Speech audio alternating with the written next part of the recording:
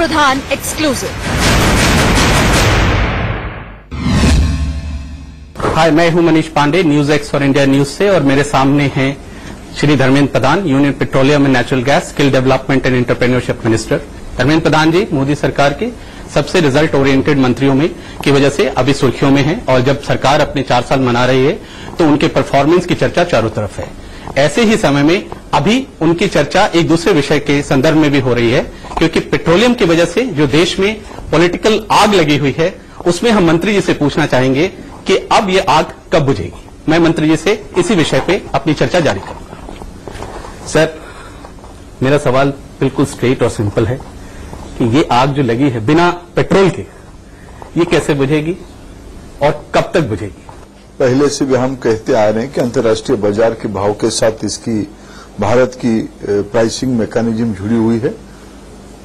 पिछले फोर्टनाइट में ये चढ़ाव की ओर था, इसीलिए प्राइस बढ़ी थी। अभी घट रहा है। पिछले 4 दिन से प्राइस धीरे धीरे घटना शुरू हुआ है। ये उतार चढ़ाव अंतर्राष्ट्रीय बाजार की जिस प्रकार की विश्व की जियोपॉलिटिकल स्थिति बन रही है, उसमें कई प्रकार के फैक्टर काम कर रहा है। ओपेक की देशों ने उत्पादन घटाया है।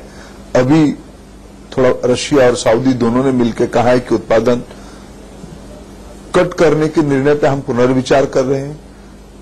वेनेजुला, ईरान, नाइजीरिया, लीबिया, ये सारे जो कॉम्प्लिकेसी है, तेल उत्पादनकारी देशों की घरेलू राजनीति, घरेलू अस्थिरता, अमेरिका की ईरान के ऊपर सैंक्शन, ये सारा विषय पे एक सेंटिमेंट हाई अप की ओर जा रहा है। कच्चे तेल की दाम बढ़ाने की ओर जा रही है।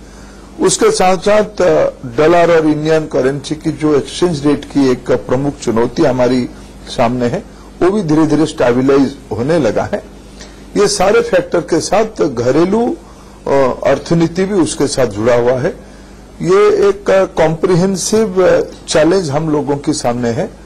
मैं मानता हूं कि इस विषय को हम भारत सरकार, राज्य सरकारों से चर्चा करते हुए कुछ ना कुछ उसकी सामान्य लोगों को राहत मिले, उस दिशा में हम काम करेंगे। आपने माना कि आप इस चैलेंज को बखूबी फेस करेंगे और इसका जरूर कुछ न कुछ सोल्यूशन निकालेंगे, तो क्या आप ग्लोबल स्थिति को भी प्रभावित करने में सफल हो पा रहे हैं? देखिए, हम लोगों की एक बड़े बाजार के नाते हमको जो अंतर्राष्ट्रीय बाजार में दबाव खड़ा करना, जो प्रेशर करना, जो एक परसुएशन करना कि हमारी आप एक समय था उत्पादनकारी देशों की, प्रोड्यूसिंग देशों की एक प्रायोरिटी थी।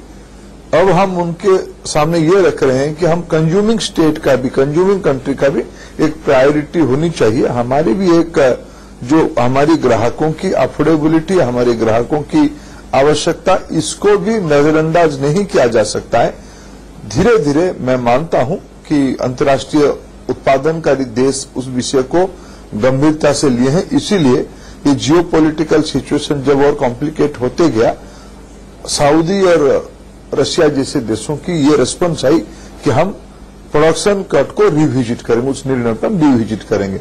इस प्रकार के निर्णय के पीछे भारत की दबाव, भारत के आग्रह, भारत की बाजार की ताकत भी काम करती है। लेकिन विपक्ष आपके पीछे पड़ गया है, और विपक्ष इसको उसी तरह से कर रहा है जैसे कि कभी प्याज पे सरकार गिरती है, कभी पेट्रोल पे सरकार गिरती है। तो आप इसके लिए क्या तैयारी करके बैठे? देखिए, वो नौबत नहीं आएगी। बाकी विपक्ष की गैर जिम्मेवारी राजनीति को अपने स्थान पे मुबारक है।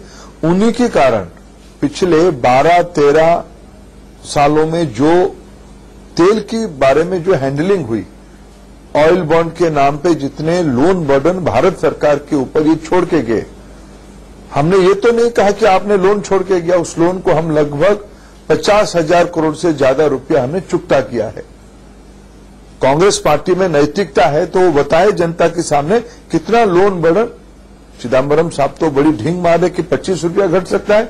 चिदम्बरम साहब में अगर नैतिकता है वो भी बताए कि ऑयल बॉन्ड के नाम पे उन्होंने कितना बर्डन मोदी जी की सरकार के ऊपर छोड़ के गए। उनकी पापों को, उनकी गलत प्रबंधन की भुगतान हम लोग भी किए।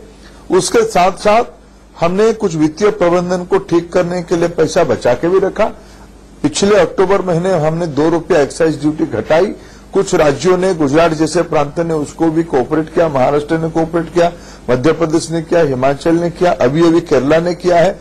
ये मदद को हम, इनकी जिम्मेवारी को हम लोग स्वागत करते हैं और राज्य और केंद्र दोनों मिलकर इस रास्ते को अपनाएंगे। मेरा पूरा विश्वास है कोई गरीब लोग, मध्यवर्गीय लोग, किसान, इनको हम दिक्कत में रहने नहीं देंगे। मैं दो क्विक सवाल पूछूंगा जो कि पॉलिटिकल सवाल है, और पॉलिटिकल सवाल ये है कि उड़ीसा में बीजेपी कितना इनरोड्स बना चुका है? देखिए, मैं इस विषय को समझता हूं। आज देश भर में शायद आजादी के बाद पहली बार इस प्रकार के एक मौका आई है, इस प्रकार की विश्वास, भरोसा, आजादी की समय में जो राष्ट्रीय नेतृत्व थे उनके ऊपर देश की जनता की इस प्रकार की भरोसा थी, जो आज देश की सबसे लोकप्रिय प्रधानमंत्री नरेंद्र मोदी जी पे देश की जनता की है।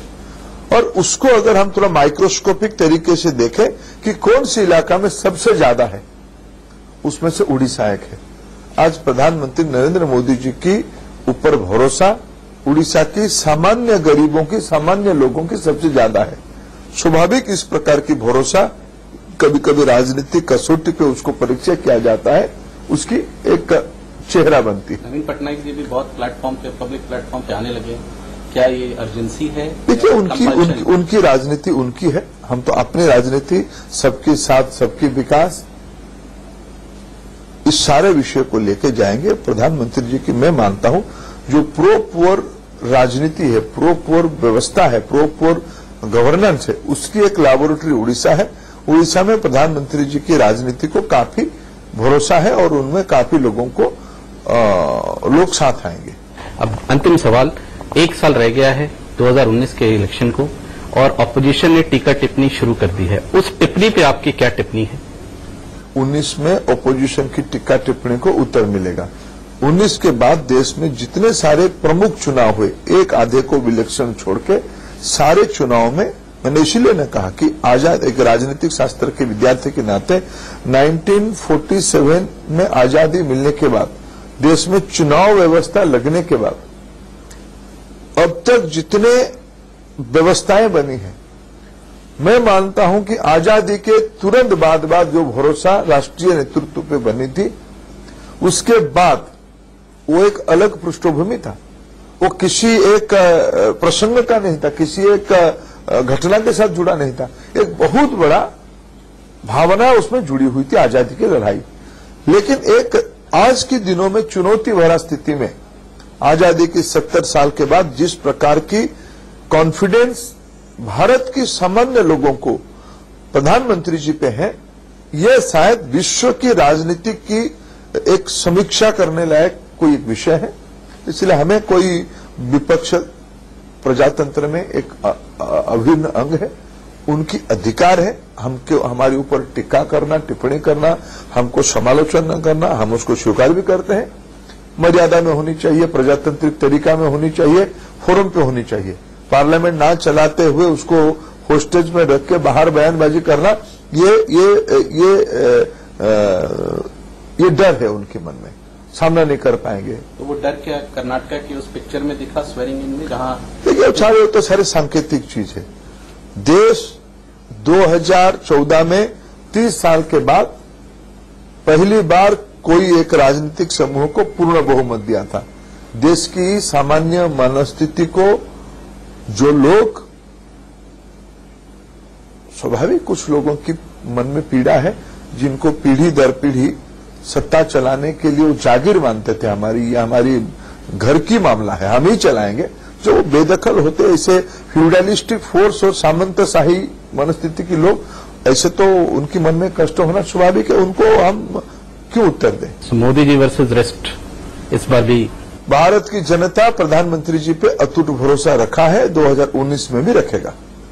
ये थे हमारे साथ धर्मेंद्र प्रधान जी, जिन्होंने अभी आश्वासन दिया कि पेट्रोलियम प्राइसेस को कंट्रोल करने की कोशिश जारी है और साथ ही साथ एक गैस बेस्ड ऑल्टरनेटिव की तरफ भी भारत बढ़ रहा है। इसके साथ ही उन्होंने ये भी ऐलान किया है इस मंच से कि 2019 में भी बीजेपी पूरे बहुमत के साथ इस सरकार बनाएगी। धन्यवाद।